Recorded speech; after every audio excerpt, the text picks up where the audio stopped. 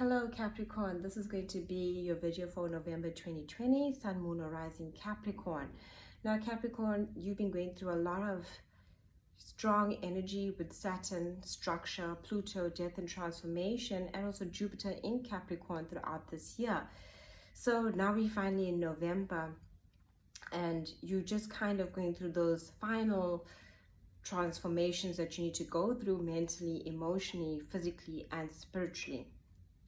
So on the 4th, we have Mercury going direct, and Mercury will be going direct in your 10th house, joining Venus also in your 10th house.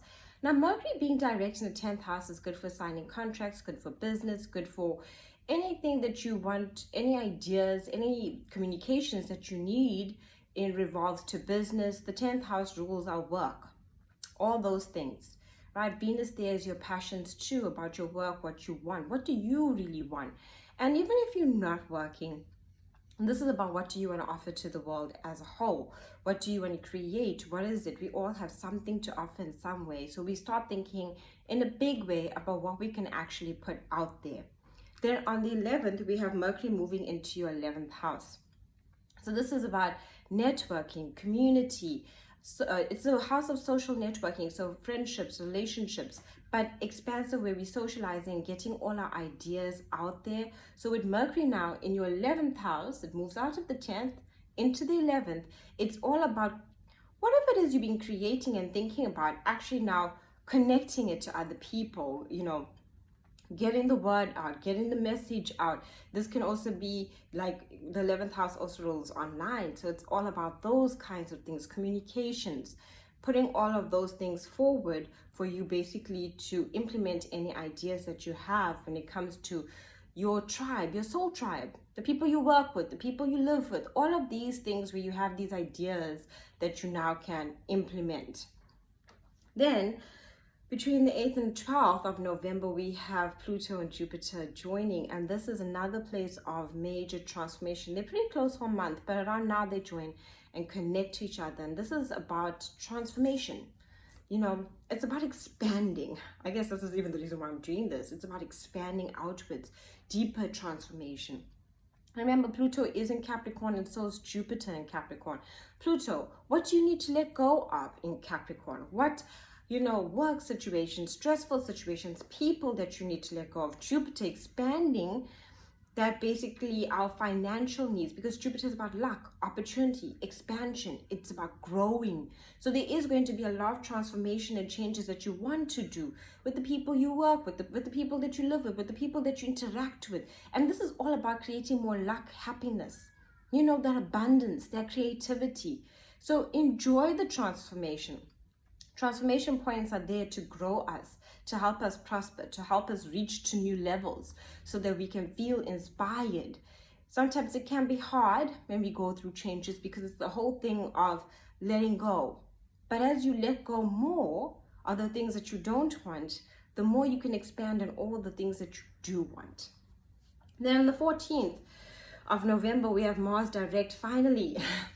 And this is good energy because you finally have the drive and the action, because Mars is the planet of action, to take action upon all the things that you want when it comes to your home improvements, what you want to improve in your home. If you have been improving previously things in your home with renovations and all of that, and you found that you're a bit delayed, now you can move forward. Now things fall into place. Now you know what you want to do. You know what you want to do with your relationships with others. You're not in that limbo kind of indecision about what to do, feeling confused, feeling conflicted. Here you're more determined. Here you have the energy. Here you have the drive, the passion to make these things more comfortable when it comes to your relationships, when it comes to your home environment, because you're looking for that. And then on the 15th, we have a new moon in your 11th house. And on the 22nd, Venus moves also into your 11th house. So your dreams, your passions. The 11th house is about new ideas. And this new moon wants you to have new ideas. How do you want to connect all the things that you basically now want to implement? You've done the process of letting go. You've done the surrendering. You've done the releasing. But now you really want to connect everything. You want to be with people that you feel at peace with. You want to work in a place where you feel at peace. It's about peace, serenity, but in an essence of connecting to others. So that's what you're doing there, and especially with Venus too in the 11th house. What do you feel about the people closest to you and the people not even that so close to you? Because networking is people that we even know by chance and communications and all of that. So it's about how do you want that energy to flow now in your life for you. Then also on the 22nd, we have the sun moving into your 12th house. And this is about letting go. And the sun is about letting go in the 12th house. Things that have been on your mind that you need to clear out, and it's more of a time of relaxation and contemplation. You might want to rejuvenate your energy because you'll be preparing yourself for the eclipse, the lunar eclipse happening at the end of November in your 6th house of work, routine, and health. So have you been going through so much this year? Being it November and we having a lunar eclipse. Lunar eclipses are powerful transformation places where it's about changing something in our lives, and when it's hitting in your 6th house, it's about your work, your routine, it's about your health. Have you been taking care of your health? What have you been putting in place? You are the zodiac of structure. You are the zodiac of basically having ideas and practicality implemented.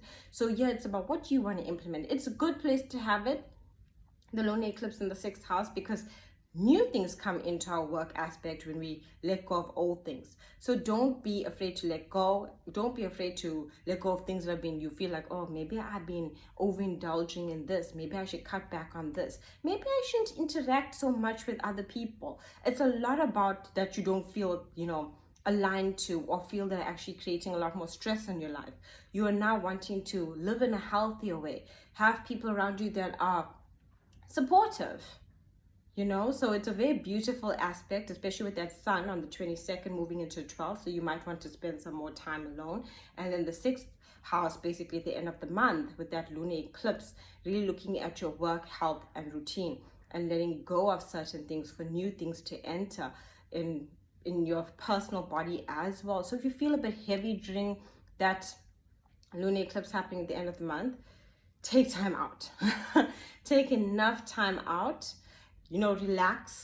Relaxation is so good. Meditation, yoga, breathing, just so you can connect to your higher self and spirit, so you can feel more aligned with the things that you want to implement. Thank you for watching.